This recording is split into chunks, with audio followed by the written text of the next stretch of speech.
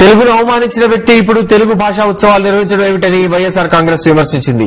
ప్రపంచ తెలుగు మహాసభలతో తెలుగు భాషకు, తెలుగు సంస్కృతికి, జాతికి ఎలాంటి ప్రయోజనం ఉండదని ఆ పార్టీ ఎమ్మెల్యే భూమన కరుణాకర్ రెడ్డి విజయవాడలో చెప్పారు. తెలుగే సరిగ్గా రాని ముఖ్యమంత్రి నేతృత్వంలో మహాసభలు నిర్వహించడం హాస్యాస్పదమని భూమన మండిపడ్డారు. గతంలో మహాసభలు జరిగిన 37 సంవత్సరాల కాలంలో 1,50,000 పదాలు తెలుగు కోల్పోయిందని భూమన గుర్తు చేశారు. ప్రభుత్వం భాషను కాపాడుకోవటం కోసమని, కాపాడటానికి ఇతోధికమైనటువంటి కార్యక్రమాలు నిర్వహించకుండా